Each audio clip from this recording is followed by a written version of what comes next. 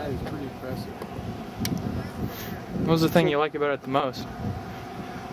Well, the fact that it can climb vertical walls is small. It's a great platform. I like how it can look over the top. That was pretty impressive. Yeah. Like that Throwbot. Again, it's for visual, but you can't do that. Now we can take the Throwbot and throw it on top, but we can't have it. If it was a really tall wall, you'd physically be limited to how far you could throw it. I've got some video of going up like a hotel and surveying inside the hotel.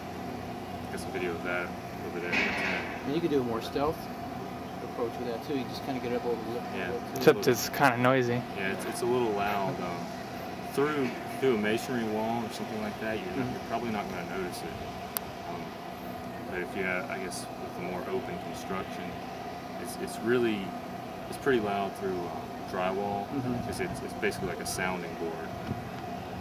What's the maximum range of it?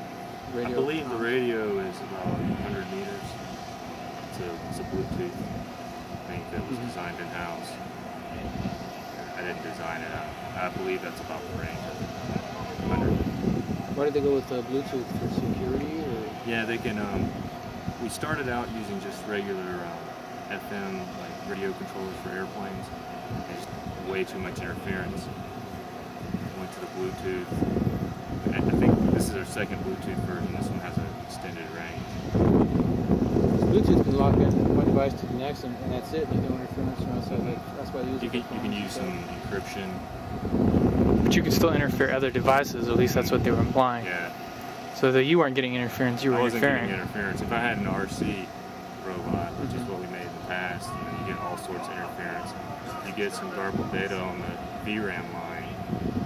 Your VRAM just cuts off. And we had specially designed motor controllers that were not supposed to cut off when you got some interference, but they still did. They worked 9 times out of 10, but it's, number 10, you fall off the wall, you got some trouble. So we ended up switching to this type of communication link. It's much more robust. And how long will the battery last with the centrifugal device?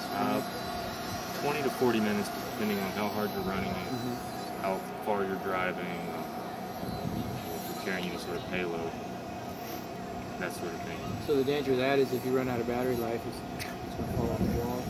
What happens is you start to notice it starts to not climb as well. It doesn't just die. The battery voltage just kind of falls off, so your power falls off, and you start not being able to climb as well anymore. You need to get down.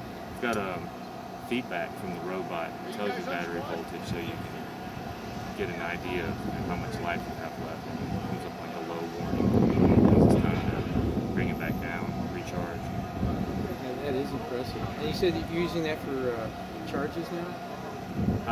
We designed one, and we actually had a contract.